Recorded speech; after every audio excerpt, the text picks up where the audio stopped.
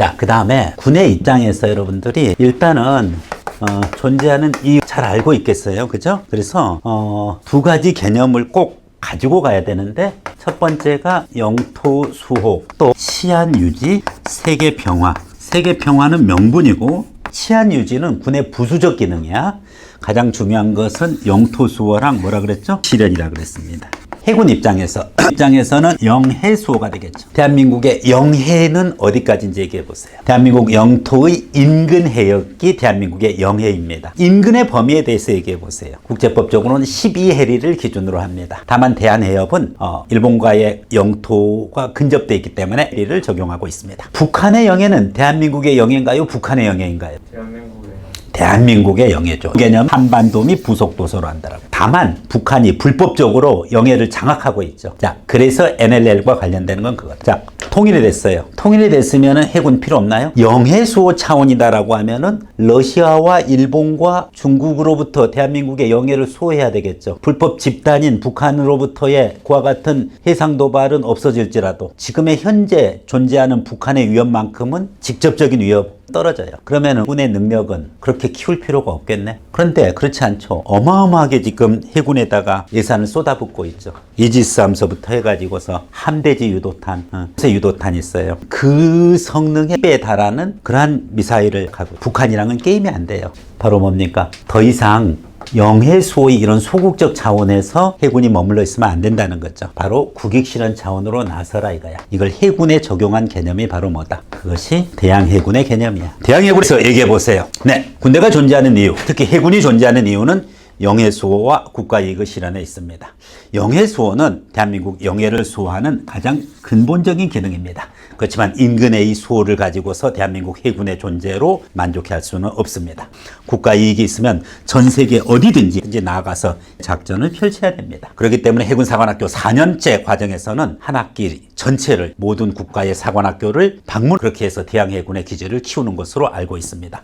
대양해군이야말로 국가 이익을 실현하기 위한 그와 같은 해군의 유용이고, 그리고 이와 같은 목적을 위해서 제주 강정기지를 건설했습니다. 강정기지는 영해수호 차원에서는 전략적 가치가 떨어져. 당연히 뭐야? 대양해군으로 태평양 대서양 인도양으로 나가기 위한 전초기지가 바로 서귀포 강정기지의 의미에 대해서 강정기지 관련해 가지고서 출제됐어요.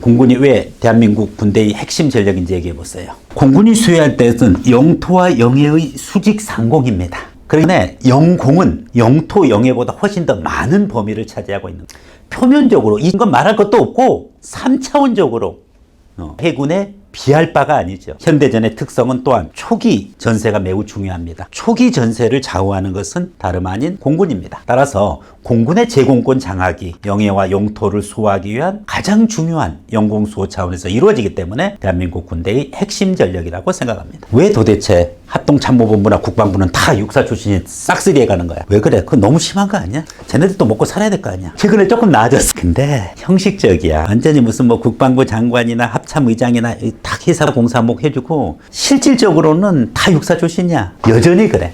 그렇다고 너무 실망하지 마.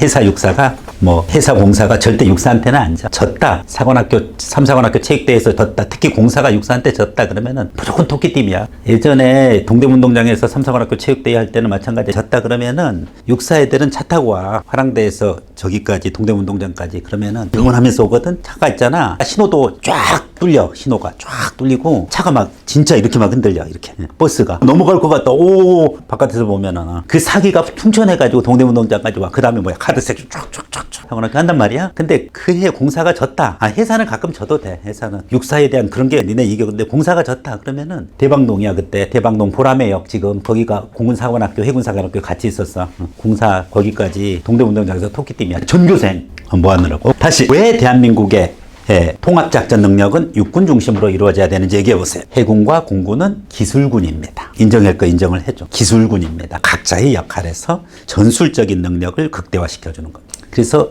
전략 공군이라는 개념은 없어. 뭐야? 전술 공군만. 선생님 인강에 나와. 전술.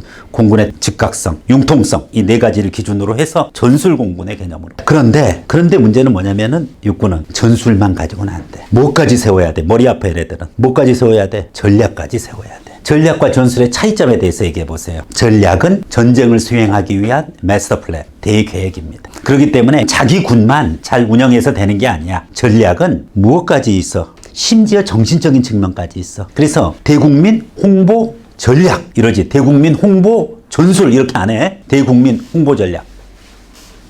그래서 군에 대한 이미지를 끌어올리겠다. 이거 육군에서 해야 돼.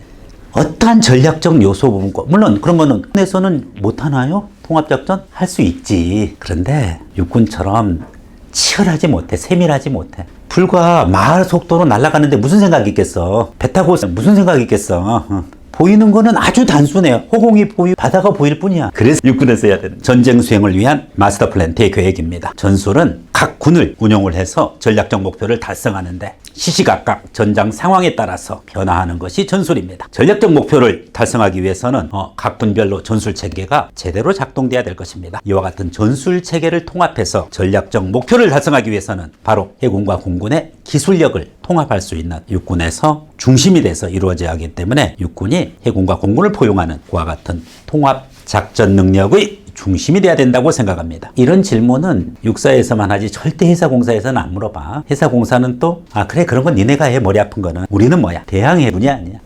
공군은 전력의 핵심 군이다. 핵심군이라는 두 군이 공통으로 쓰는 게 있어. 서로가 다. 기술군이래. 기술군. 육해공군 중에서 해군과 공군은 기술군이면서 해군은 중심군. 그리고 뭐다? 기술군이면서 공군은 핵심 전력이다. 대한민국 공군은 국방의 핵심 전력으로서 목적 1. 영공을 수호하고 2. 전쟁을 억제하고 전쟁에서 승리하고 국익을 증진. 이게 공군의 목적이야. 그래서 여러분들이 군대가 존재하는 이유를 복합적으로 가지고 해군은 영해수호랑 대항해군을 묶어버리면 되는 거야. 딱 두 가지 가장 중요한 기능이야.